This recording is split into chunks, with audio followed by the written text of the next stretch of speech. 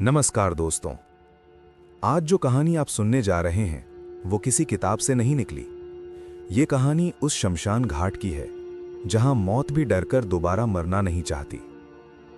ये कहानी शुरू होती है उस शाम से जब सूरज लाल था, हवा भारी थी और शमशान घाट से धुआं नहीं, चीखें उठ रही थीं। शहर से करीब 5 किलोमीटर दूर घने पीपल और बरगद के पेड़ों से घिरा हुआ एक पुराना शमशान घाट था। लोग उसे काल घाट कहते थे। दिन में भी वहां जाने से लोग कतराते थे। रात को तो वहां से कोई परछाई भी नहीं गुजरती थी। कहते थे सूरज ढलते ही यहां चिताओं की आग से ज्यादा मरे हुए लोगों की आत्माएं जलने लगती हैं। उस दिन शाम करीब 7 बजे 4 लोग उस शमशान घाट की ओर बढ़ रहे थे। 1. रोहन, शहर का निडर लेकिन जिद्दी लड़का, हर चीज को चुनौती समझने वाला। 2. अमन, रोहन का दोस्त, डरपोक लेकिन दोस्ती के लिए किसी भी हद तक जाने वाला। 3. पूजा, अमन की कजिन, शांत, समझदार लेकिन आत्माओं को महसूस करने की अजीब शक्ति रखती थी। 4. बाद में पंडित कालीचरण, शमशान का पुराना रखवाला, जिसकी आंखों में जिंदा लोगों से ज्यादा मरे हुओं के राज छिपे थे। जैसे ही ये तीनों शमशान घाट के फाटक के पास पहुंचे, हवा एकदम ठंडी हो गई। पूजा रुक गई, उसका चेहरा सफेद पड़ गया। पूजा धीमी आवाज में, यहां कोई है, अभी इसी वक्त। रोहन हंसा, डर मत, ये बस हवा है। लेकिन अमन की नजर जमीन पर पड़ी। वहां नंगे पैरों के जले हुए निशान थे, और वो निशान वो उनके आने की दिशा में नहीं बल्कि शमशान के अंदर से बाहर की तरफ जा रहे थे। शमशान के बीचों बीच एक अधजली चिता अब भी सुलग रही थी। अचानक उस आग के बीच से एक सफेद साड़ी में औरत उठकर खड़ी हो गई। उसका चेहरा जला हुआ था, आंखें नहीं थीं, बस काले गड्ढे। पूजा चीख पड़ी। वो औरत बोली नहीं, बस उसकी गर्दन टूटे हुए गुड़िया की तरह घूमी और अगले ही पल वो हवा में घुल गई। अमन पीछे की ओर भागा, लेकिन उसका पैर किसी चीज से टकराया। वो ऊपर देखने लगा। पीपल के पेड़ से एक आदमी रस्सी से लटका हुआ था। उसकी जीभ बाहर थी, आंखें खुली थीं और वो मुस्कुरा रहा था। अब तुम भी यहीं रहोगे? उसके मुंह से आवाज नहीं, सीधे दिमाग में गूंजी। तभी घंटी की आवाज गूंजी, टन टन टन। एक बूढ़ा पंडित भस्म लपेटे हुए लाठी टेकता हुआ आया। पंडित कालीचरण, कहा था ना, सूरज डूबने के बाद काल घाट में जिंदा लोग नहीं आते। उसने पूजा की ओर देखा, उसकी आंखें फैल गईं। इस लड़की को आत्माएं दिख रही हैं और अब वो इसे छोड़ेंगी नहीं। अचानक पूजा बेहोश होकर गिर पड़ी। उसके माथे पर काले निशान उभर आए। शमशान की आग अपने आप तेज हो गई। हवा में एक साथ 2 आवाजें गूंजी, 5 रातें, 5 बलि। पंडित कालीचरण ने कांपते हाथों से कहा, अगर 5 रातों में इस श्राप को नहीं तोड़ा तो ये शमशान तुम सब की चिता बनेगा। शमशान घाट की हवा अब चल नहीं रही थी, वो सांस ले रही थी। पूजा जमीन पर बेसुध पड़ी थी। उसकी पलकों के नीचे कुछ हिल रहा था, जैसे कोई अंदर से बाहर आने की कोशिश कर रहा हो। रोहन और अमन डर की मारे हिल नहीं पा रहे थे। पंडित कालीचरण की चेतावनी। पंडित ने अपनी झोली से काली भस्म निकाली और पूजा के माथे पर तिलक लगाया। पंडित कांपती आवाज में, अब देर हो चुकी है। यह सिर्फ देखने की शक्ति नहीं थी, यह निमंत्रण था। रोहन चिल्लाया, किसका निमंत्रण? पंडित ने शमशान की आग की ओर देखा।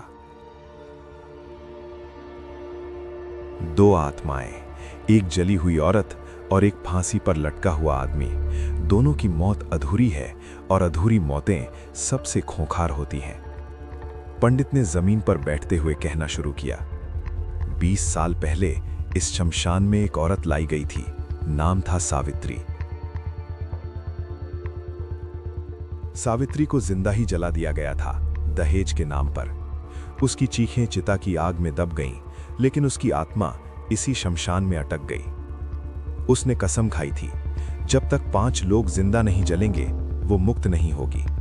फिर पंडित ने पीपल की ओर इशारा किया, और वो आदमी नाम था माधव, इसी शमशान का चौकीदार। माधव ने सावित्री को जलते देखा था, लेकिन डर के मारे चुप रहा। बाद में उसी औरत की आत्मा ने माधव को रात में दिखना शुरू किया। पागल होकर माधव ने इसी पेड़ से फांसी लगा ली। अब वो दोनों साथ हैं, एक आग है, दूसरा फंदा। अचानक पूजा की आंखें खुली, लेकिन वो पूजा नहीं थी। उसकी आंखों की सफेदी काली हो चुकी थी। होंठ अपने आप हिलने लगे। 2 आवाजें एक साथ, पहली रात, पहली बलि। उसने अमन की ओर देखा। अमन का शरीर सुन्न हो गया। उसके कानों में फुसफुसाहट गूंजी। तू देखता रहा जैसे माधव ने देखा था। शमशान की एक अधजली चिता अपने आप भड़क उठी। अमन की शर्ट में आग लग गई। रोहन चिल्लाया, पंडित जी कुछ करो। पंडित ने मंत्र पढ़ना शुरू किया। घंटी बजाई, टन टन। आग बुझ गई, लेकिन अमन के सीने पर हाथ के जले हुए निशान रह गए। पंडित ने गहरी सांस ली। अब ये खेल शुरू हो चुका है। 5 रातें हैं, हर रात एक आत्मा किसी एक को चुनेगी। रोहन घबराया, और अगर 5वीं रात तक? पंडित ने उसकी आंखों में देखा, तो काल घाट फिर से जिंदा हो जाएगा और ये शहर शमशान बन जाएगा। पूजा बेहोश होकर फिर गिर पड़ी। इस बार उसके होंठों से खून बह रहा था। पीपल के पेड़ से रस्सी हिलने लगी, जबकि हवा बिल्कुल बंद थी, और आग से आती आवाज गूंजी, कल दूसरी रात है। रात अब गहरी हो चुकी थी। शमशान घाट की आग बुझ चुकी थी, लेकिन जमीन के नीचे कुछ जल रहा था। पूजा अब भी बेहोश थी। उसकी सांसें सामान्य नहीं थीं। हर सांस के साथ किसी और की मौजूदगी महसूस हो रही थी। पंडित कालीचरण ने रोहन और अमन को पास बुलाया। पंडित गंभीर आवाज में, अब जो बताने जा रहा हूं, अगर ये पहले बताया होता तो शायद आज तुम यहां जिंदा खड़े न होते। 20 साल पहले कालघाट का पंडित कोई और था। कालीचरण तब सिर्फ उसका शिष्य था। सावित्री को जब जिंदा जलाया गया तो गांव वालों ने पंडित से शुद्धिकरण पूजा करवाई। लेकिन सच ये था, उस रात पंडित ने नहीं, कालीचरण ने मंत्र पढ़े थे। गलत मंत्र। मैंने आत्मा को मुक्त करने के बजाय उसे बांध दिया। कालीचरण की आंखों से आंसू बहने लगे, और उसी गलती ने 2 आत्माओं को जन्म दिया, एक आग में, एक फंदे में। अचानक पूजा उठकर बैठ गई। उसकी गर्दन असंभव कोण पर मुड़ी हुई थी। उसकी आवाज अब पूरी तरह बदल चुकी थी। गुरुजी, आपने हमें बांधा था। पंडित पीछे हट गया। आज दूसरी रात है और दूसरी बलि। पूजा ने अपना हाथ खुद की कलाई पर रखा और जोर से मोड़ दिया। हड्डी टूटने की आवाज गूंजी। रोहन झपटा। अमन ने पूजा को पकड़ लिया। पंडित ने आखिरी मंत्र पढ़ा। मंत्र पूरा होने से पहले पीपल के पेड़ से रस्सी टूटकर गिरी। पूजा जमीन पर गिर पड़ी। उसकी कलाई बच गई, लेकिन जमीन पर काले खून की धार बन चुकी थी। आत्माओं का ऐलान। हवा में दोनों आवाजें एक साथ गूंजी। 2 रातें पूरी, तीसरी रात खुद पंडित की होगी। कालीचरण के चेहरे का रंग उड़ गया। शमशान के कोने में एक नई चिता अपने आप सजने लगी। लकड़ियां, घी, सब कुछ, और बीच में पंडित का नाम लिखा था। पंडित फुसफुसाया, अगर तीसरी रात में जल गया तो चौथी रात ये लड़की पूरी तरह उनकी हो जाएगी। पूजा की आंखें धीरे से खुलीं। उसने रोहन की ओर देखा और कहा, मुझे बचाना मत। उस रात चांद नहीं निकला था। आसमान ऐसा लग रहा था जैसे किसी ने उसे जलाकर काला कर दिया हो। तीसरी रात शुरू हो चुकी थी। शमशान घाट की जमीन कांप रही थी। पीपल के पत्ते बिना हवा के हिल रहे थे।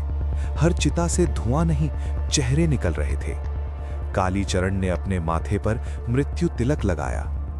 पंडित शांत आवाज में, अगर आज मैं नहीं मरा तो ये आत्माएं कभी नहीं जाएंगी। रोहन चीखा, आप खुद को जलाने जा रहे हो? पंडित ने हंसते हुए कहा, मैंने इन्हें बांधा था, मुक्ति भी मुझे ही देनी होगी। पूजा अचानक खड़ी हो गई। अब उसकी आंखों में पूरी तरह काला अंधेरा था। उसका शरीर दो अलग अलग हरकतें कर रहा था, जैसे दो आत्माएं एक ही शरीर में लड़ रही हों। सावित्री की आवाज, ये शरीर हमारा है। माधव की आवाज, और ये रात भी। सभी चिताएं एक साथ जल उठीं। लाशें उठकर बैठ गईं। कुत्तों के रोने जैसी हंसी गूंजने लगी। पीपल की जड़ें जमीन से बाहर आने लगीं और रोहन अमन के पैरों को जकड़ लिया। पंडित खुद चिता पर बैठ गया। मंत्र शुरू हुआ। आग भड़की। पूजा चीखी, नहीं गुरुजी, अगर आप मरे तो हम आजाद हो जाएंगे। लेकिन पंडित मुस्कुराया, मुक्ति नहीं, नाश। उसने मंत्र का आखिरी शब्द बोला, स्वाहा। पीपल का पेड़ जलने लगा। रस्सी राख हो गई। आग से सावित्री की चीख निकली। फंदे से माधव की हंसी। दोनों आत्माएं एक दूसरे में टकराईं और हवा में फट गईं। सब कुछ थम गया। आग बुझ गई। लाशें गिर पड़ीं। पूजा बेहोश होकर गिर गई। पंडित की चिता पर अब सिर्फ भस्म बची थी। रोहन और अमन रो रहे थे। अमन बोला, सब खत्म हो गया। तभी भस्म के ढेर से एक उंगली हिली और हवा में एक फुसफुसाहट, चौथी रात अभी बाकी है। शमशान घाट अब शांत था। इतना शांत कि दिल की धड़कन भी शोर लगने लगी। रात चौथी थी या पांचवीं, अब कोई गिनती नहीं बची थी। काल घाट ने समय को निगल लिया था। रोहन और अमन पंडित की भस्म के पास बैठे थे। पूजा अभी भी बेसुध थी। अचानक भस्म हवा में उठी। उससे पंडित कालीचरण की आवाज आई, मैं मरा नहीं हूं। दोनों लड़के पीछे हट गए। मैंने आत्माओं को नहीं मारा, मैंने उन्हें बांध दिया है। अब इस शमशान से कोई भी कभी नहीं जा पाएगा। पूजा की आंखें खुली। इस बार उसकी आवाज उसकी अपनी थी। पूजा धीरे से, मैं पैदा ही यहां हुई थी। रोहन चौंक गया। पूजा ने बताया, 20 साल पहले सावित्री ने जलते समय एक बच्ची को जन्म दिया था। उसी बच्ची को कालीचरण ने चुपचाप जिंदा रखा। मैं आधी जिंदा हूं, आधी मरी। पूजा आग में कूद गई, लेकिन आग नहीं जली, बल्कि शमशान का जमीन फट गई। सारी आत्माएं एक साथ निकलकर अंधेरे में घुल गईं। सुबह हुई। शमशान घाट अब खाली था। न आग, न पेड़, न भस्म, सिर्फ एक पत्थर जिस पर लिखा था, यहां अंत नहीं होता, यहां शुरुआत होती है। रोहन और अमन कभी उस जगह के बारे में नहीं बोले, लेकिन आज भी अगर कोई उस रास्ते से गुजरे तो उसे सफेद साड़ी की परछाई और पीपल से लटकती रस्सी जरूर दिखती है।